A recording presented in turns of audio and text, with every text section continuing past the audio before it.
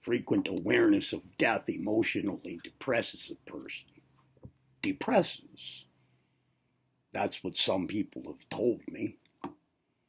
They keep their minds almost exclusively on life. I, however, stay aware of life and death as often as I can remember to do it. And if anything, it works the opposite way for me. Death is always right there, just like life is. Just look around. Both are right there, right here. Leaves fall and buds grow. Every dog has his day. Dead cells drop off our skin and little bugs eat them. Every breath, every moment of our lives could be the one when death happens to our whole organism. It's always right there to happen, and it will happen. Life might get depressing if we fail to compare it with death regularly. And then maybe even get worse if we suddenly switch over and then think about death for a while. Sure. One might do well to keep both life and death fresh in mind more. It cultivates appreciation for the both of them, and can go on to spawn awareness of the two as phases of some same thing. A person then stands a good chance of even developing awareness of a oneness underlying all life, or of one life underlying all, however you say that. And the awareness of life being everywhere, and nowhere being without it. And that maybe there really is no such thing as dead matter in the first place, only changes in its organization. Conscious substance in motion. I thought it again. Conscious substance in motion. Hey, what's up? You stopped. I looked up. Oh yeah, Mike. No, I was just thinking, conscious substance in motion. Everything, conscious substance in motion. He agreed. That's cool. Sounds like a good idea, too. Seems to be working so far. I started walking beside him again. Seems so. We laughed. I don't know how far we'd gone with my mind somewhere else. I guess it wasn't all that bad, though. I mean, my mind was on life and death. And there we were, walking on a trail in some woods we'd never been in before. I guess that's as good a place as any to have my mind on life and death, I mean, why not?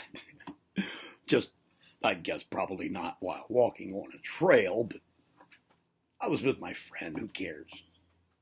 It's just weird, It's just weird how sometimes you can be going along, knowing full well what you're doing, and then you suddenly shift, and you think, whoa, hey, who was driving just now?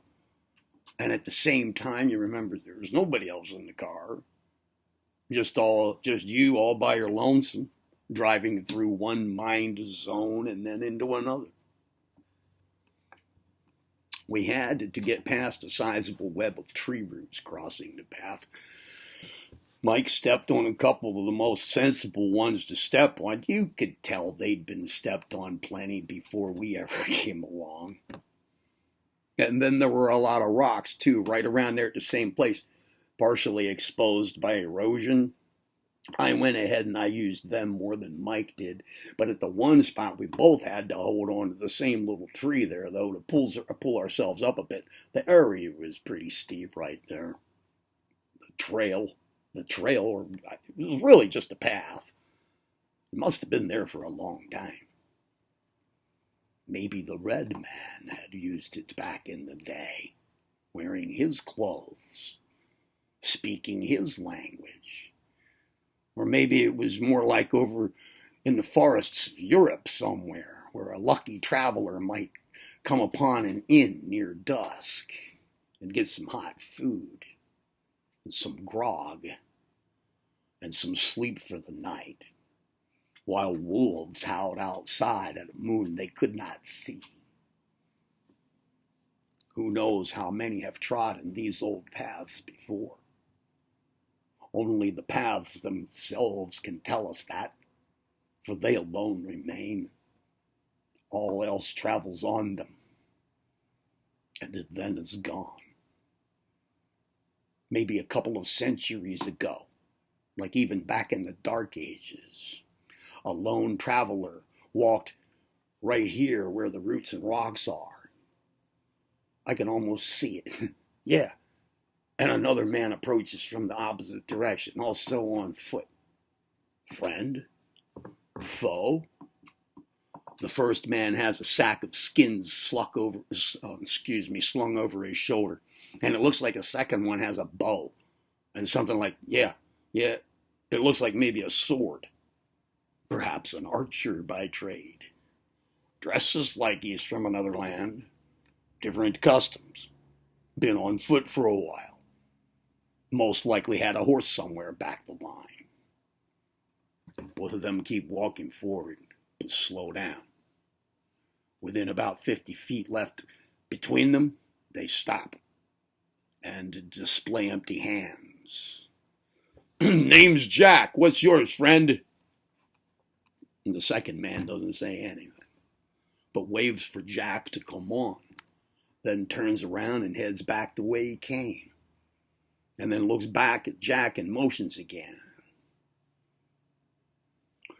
When traveling over the land and through the forests, a man's sensibilities hone in their sharpness, like his ability to know when someone or something is watching him, or to know when danger approaches out of sight. Right now, both men trusted these perceptions, and they walked together, and without looking behind themselves or anyone else more than once. But Jack doesn't know what lies on the path ahead, whereas the other man does. And now Jack notices a mark on the other's arm. A mark that betrays his allegiance to a dangerous and largely secretive clan, the members of which live and die to serve the bloodthirsty queen of an enemy country a good 2 fortnights distant by horse. And the other sees Jack noticing the mark. By rights and by tradition alike, Jack should now place the other under arrest by any possible means, thereby ending the other's foreign allegiance and ending his journey right here and now on this path. A journey the likes of which, for almost 3 centuries, the district constables and tax collectors have declared as strictly forbidden. And as all men know, the other has the right to defend his life and its integrity. But still, the 2 men walk together in silence, going the direction from which the second had initially come.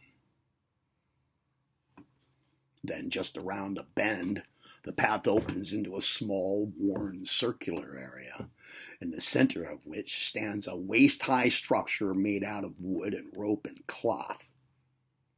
The 2 men stop there and stay a while. Mike, I know what we have to do. We stopped. Here in this wider area right here, we need to make something really cool. Like what? I'm going to smoke a cigarette.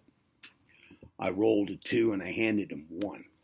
I lit mine and passed him my little box of wooden matches. A thing, Mike, like a pedestal or something, right here in the middle of the path where you could stand around it. You know, like where travelers could take a break. You mean like a rest stop kind of thing. That sounds really cool. We could have it flat on top and have a way for them to leave a sign that they'd stop there. A logbook, registry, a record of their names that stays right here. Exactly. Mike, everybody's safe here, you know. Even mortal enemies are friends here if they happen to meet here in passing. And nobody has to say anything, but they can think about where they've come from and where they're going. And then everybody goes their separate ways without looking back, except for maybe one time, just to be sure. Okay, then, he pronounced. He said, this is the right time and this is the right place. We have to do it. Let's get some wood. And right away he picked up some straight enough for legs. Right away he picked up some straight enough for legs about waist high. Me too, so did I. I put out my smoke. Then I cut a length of thin vine from around a tree with my knife. An open section of thick bark lied not far away, so I got it too. And I carved out a top piece about a foot square, and another one a little smaller for a lower support that could also work as a shelf. We put it all together. I even carved holes in the ground for the legs and then stacked a few medium-sized rocks the whole way around them. And we had another cigarette. And we smoked some weed I had. And we didn't say anything. I thought about my life and about where I stood in it right now. And about conscious substance in motion. For an instant, I felt connected to eternal things. Maybe in that same instant, so did Mike. A part of me wanted to stay, but it was time we got back to my car. So we retraced our steps and left that neck of the woods. A couple of weeks later, we found two free-spirited hippie chicks, real sweethearts, with bell-bottom hip-hugger jeans on and long flowing hair. We walked with them through town for a while and talked about the things we like, and about nature, and about conscious substance in motion. Mike suggested a nature walk someplace. I looked over at him. He looked over at me. The girls got excited. So we went and climbed into my sexy little 61 Mercury Comet, white on the outside and red on the inside, with taillights that looked like they're winking as they go by. Mike got in the back seat, and we let the girls choose which one gets in the front and which one gets in the back, which they did. And as we pulled out, they rolled down their windows and stuck out their heads and smiled. I felt connected again. Who wouldn't? Well, we arrived and got out.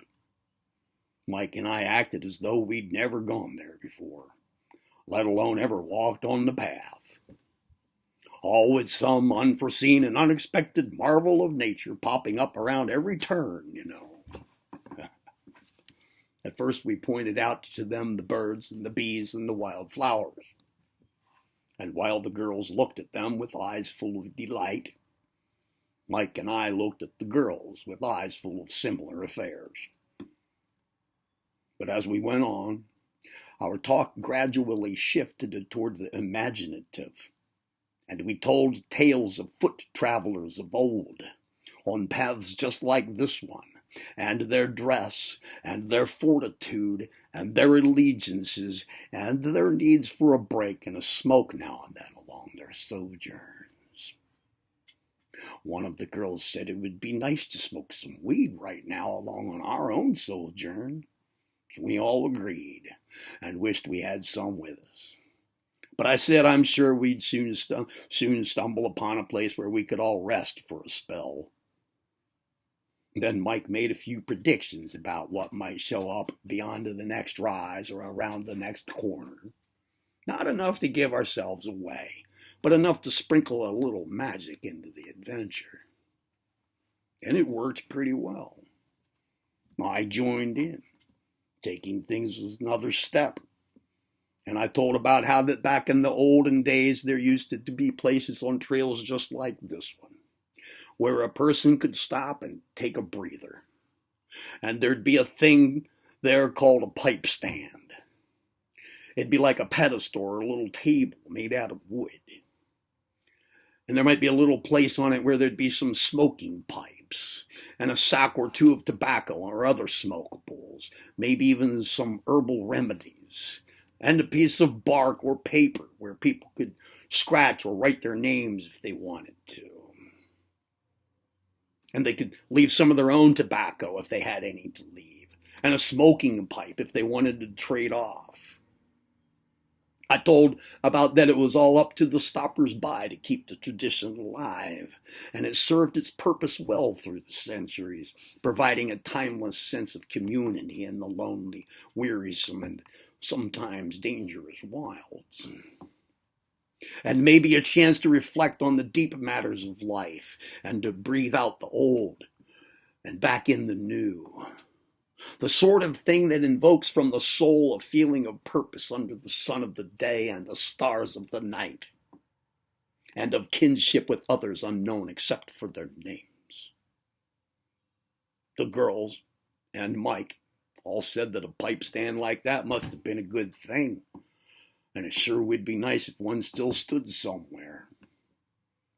I widened my eyes, tightened my mouth, and solemnly nodded.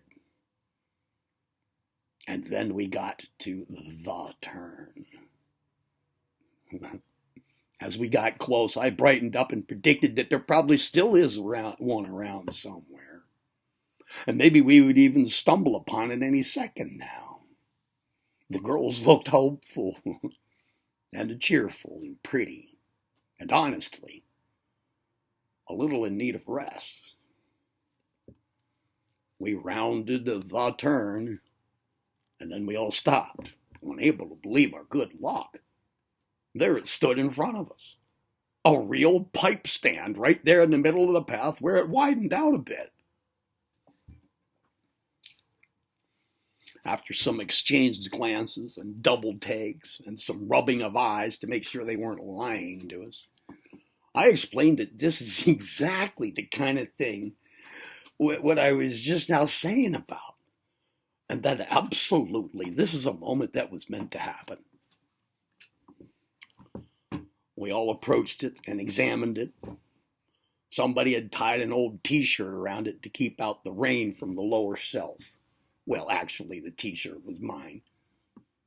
And on the shelf, we found a bag of tobacco and a little bag of weed and my weed pipe I'd put in there 2 weeks ago, and a little box of wooden matches, and a piece of bark with 2 names scratched into it: King of the World and the Mystery Man.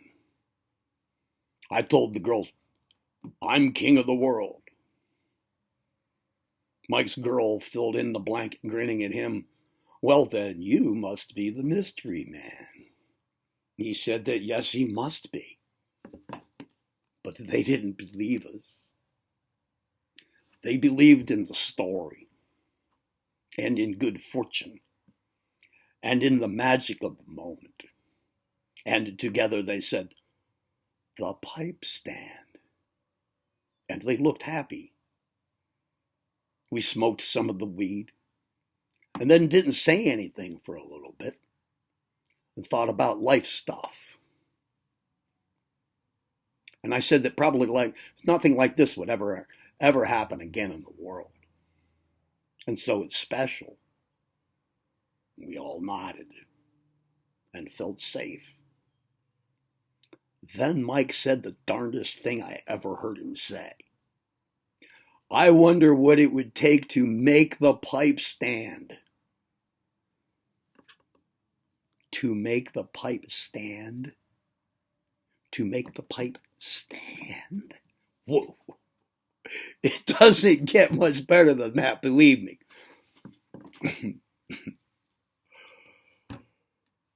What it would take to make the pipe stand. I licked my lips as though to say something, but nothing came out. So I bit them instead. Nobody said anything else at all. Then all at once the girls looked at each other, And they up and laid down right on the dirt. Mike and I walked off a short way and picked some wild flowers. We returned with them and stuck them in our girl's long flowing hair. The magic took its natural course. And while it did, the passing of all things stopped passing for a little while. And we all felt the wonder and the stillness of peace and love. Then the girls made their marks on the piece of bark, and Mike and I scratched on our real names, and we put it back on the little shelf and covered it all back over with the shirt. Then we pulled ourselves together and started back the way we'd come. Mike turned and looked back once. I did too. Then so did the girls, who were real sweethearts. The pairs of us held hands and helped each other over the rough spots along the path. And then my mind went somewhere else again. At that contemplative and copulative interval we all just left behind us, I paused between arrival and departure, between evolution and devolution, between life and death, between conscious substance in motion and its wondrous qualities on the one hand, and meaningless quantities of on and off logic states and electromagnetic fluctuations on the other hand. Two phases of the same thing. Yet the first one filled with anticipation and purpose, and its counterpart filled with nothing. I thought it again. Quantities, logic states, and electromagnetic fluctuations. Everything, quantities, logic states, and electromagnetic fluctuations.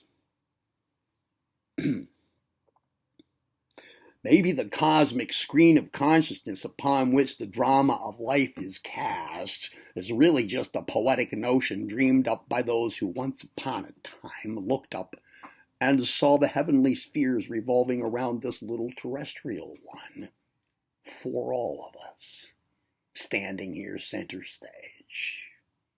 But it's not really that way at all. Maybe there is only one brain, hooked up to wires through which mathematical information passes, making electrical pulses turn on and off this and that and the other brain cell, generating perceived experiences that have no true existence, all according to the whims of some eternally mad demon that doesn't even have a damn to give about it. That's my real fear. The greatest tragedy, the final horror, that neither life nor death have any significance whatsoever, and that both are the great unknown. We got in the comet with its winking tail lights. The girls once again held their heads out their windows, and they smiled. I thanked my lucky stars for them.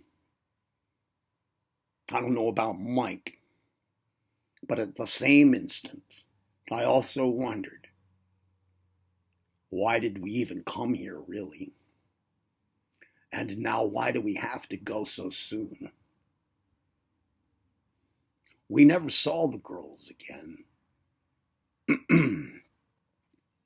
I hope we gave them some part of ourselves that took hold, got loved, and grew into new life, for whatever it's worth.